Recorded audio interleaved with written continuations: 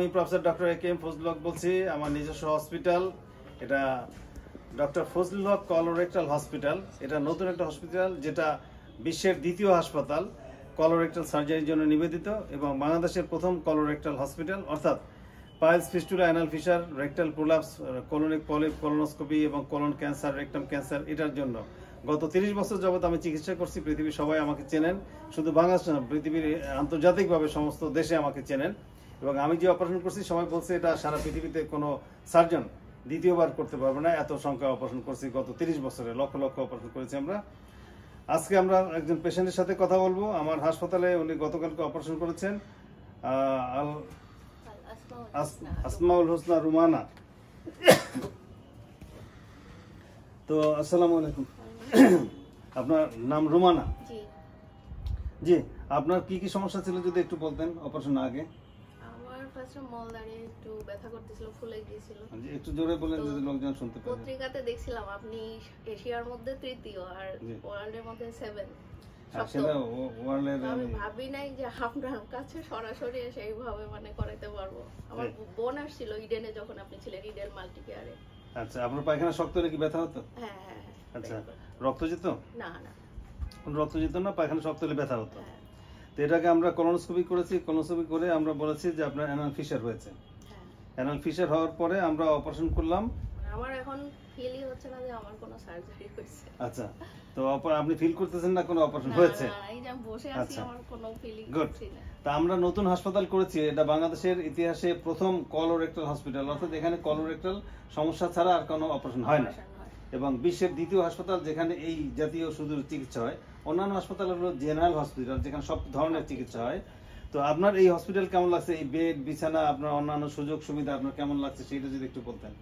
আমি যদি, যেহেতু আমার সিস্টার আপনার ইডেন মাল্টিকেয়ার ভাড়া ছিল ওইটা বিল্ডিংটা, ওইটার সাথে এটা 100% ডিফারেন্স। এখানে সবকিছু কমফোর্টেবল, বেড থেকে কেবিন, আর সবচেয়ে স্টাফদের বিহেভ খুব মাশাআল্লাহ, স্টাফরা খোঁজ খবর রাখে এবং তাদের বিহেভিয়ার ভালো। হ্যাঁ, সেটা আয়া থেকে সিস্টার আর ডক্টর, ডিউটি ডক্টর সবাই। আচ্ছা, তাহলে আমরা কালকে অপারেশন করছি। সিকিউরিটি সবচেয়ে ভালো লাগছে, সিকিউরিটি। ওখানে যে বিহেভ, যে চিনেন, আমি ফার্স্ট টাইম আসছি, ওরা আমার ফাইলটা নিয়ে যে ম্যাডাম আপনি অনেকক্ষণ আসছেন, আপনাকে আপনার হাতটা দেখেন, হাতে যে পরিচিতি এটা একটু দেখাও। এটা আমি প্রেগন্যান্সিতেও এমন পাইনি। আপনি প্রেগন্যান্সিতে কোন হাসপাতালে ছিলেন? নাম বলা যাবে না। আচ্ছা, বলা দরকার নাই। ওরা এইটা দেখাও, এই যে পরিচিতি ব্যান্ড আর কি, আইডেন্টিফিকেশন ব্যান্ড। এটা প্রত্যেক রোগীকে আমরা দেই যাতে করে কোন রকম ইয়ে না হয়, মিসিং না হয়। হ্যাঁ, আইডেন্টিফিকেশন খুব ইম্পর্টেন্ট, ভেরি ভেরি ইম্পর্টেন্ট। হ্যাঁ, কার অপারেশন কাকে করলাম এটা ডাক্তারদের মাঝে মধ্যে ঘটে। রিলেটিভরা হয়তো আমাকে দেখতে আসবে, কেবিন নাম্বারটা মনে থাকে, তো এটা দেখে আমি তাড়াতাড়ি বলে দিতে পারি। হ্যাঁ, সেটাই। এটা বেস্টটা আপনার জন্য একটা খুবই, ওটিতে আমরা 15-20 জন অপারেশন একত্রে করি, তাহলে কারটা কোথায় গেল সেটা আপনার পরিচিতিটা এখান থেকে খুবই ইম্পর্টেন্ট। সবচেয়ে ভালো লাগছে, আমি ভাবিনি আপনি রাউন্ডে আসবেন। আচ্ছা আচ্ছা, আমি ভেবেছি ডক্টর স্যার হয়তো দেখে আপনি আসবেন, ভাবিনি। আচ্ছা, তো আজকে আমরা কথা বললাম রুমানার সাথে। ওনার বয়স 40 বছর, উনি থাকেন পল্লবীতে। ওনার অপারেশন হয়েছে। অপারেশন হওয়ার পর উনি বলতেছেন এই অপারেশনটা যে হয়েছে উনি আর বিশ্বাসই করতে পারছেন না অপারেশন হয়ে গেছে। আমি সবচেয়ে ভয় ছিলাম আমার বেবিদের, আমি স্কুলে যাবো কেমনে, কিভাবে মেইনটেইন করব। এখন আমি আসলে সত্যি আমি বুঝতেছি না।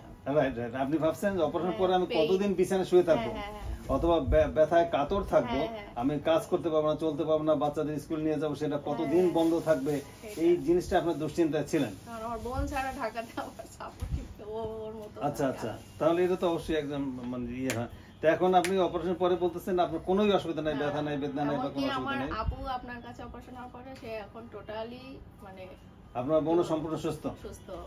আমি গত 30 বছর যাবত এই কলোরেক্টাল সার্জারি করি, অর্থাৎ piles, fistula, anal fisher, colon cancer, rectum cancer, colonoscopy, colonic polyp ইত্যাদি, এবং সারা বিশ্বের সবচেয়ে বেশি অপারেশন আমি সম্পাদন করেছি। 30 বছরে কয়েক লক্ষ অপারেশন করেছি আমরা এই 30 বছরে।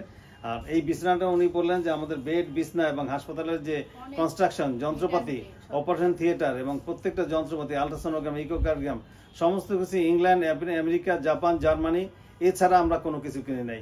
কোনো জিনিস সেকেন্ড ক্যাটেগরির নাই, প্রত্যেকটা হাইয়েস্ট ক্যাটেগরির আমরা ইনশাল্লাহ কিনেছি। সেই জন্য আমরা গর্ববোধ করি, এবং আমরা রোগীরা যখন খুশি হন এবং সমস্ত কিছু দেখেন, কারণ এই জিনিস তো এক্সপোজ, সবাই দেখতেছে, মানে এটাকে মানে উপভোগ করতেছে এবং এর ভালো মন্দ সবকিছু বুঝতে পারতেছে। তো আপনারা খুশি আছেন, আমরা ইনশাল্লাহ খুশি হলাম যে আমরা এই চেষ্টা করে কষ্ট করে অনেক টাকা দিয়ে এটাকে এই হাসপাতাল নির্মাণ করেছি। আপনার যে খুশি লেগেছে, কেউ যদি কখনো জানে, আমি সবাইকে বলবো যে অনেক জায়গায় সবাই টাকা পয়সা খরচ করে, আমার কথা আমার জানার মধ্যে সবাই যে স্যারের এখানে। আচ্ছা, অপারেশন খরচ আমাদের এখানে খুব বেশি বলে সবাই, আপনার কাছে কেমন লাগছে? ফার্স্ট টাইম আমি কেবিনে আসার আগে একটু এক্সপেন্সিভ মনে হচ্ছিল, কারণ তখন আমার বোন আজ থেকে কয় বছর আগে, ওটার সাথে কম্পেয়ার করে নাথিং। এখন মনে হচ্ছে না এক্সপেন্সিভ না, আপনার সমস্ত কিছু আমি পেমেন্ট করব, আমি সার্ভিস পাবো, আমি সার্ভিস ভালো পেয়েছি, সার্ভিস ভালো পেয়েছেন। ওকে, খুশি। ভালো। তো দর্শক শ্রোতা সবাই ভালো থাকেন, আসসালামু আলাইকুম।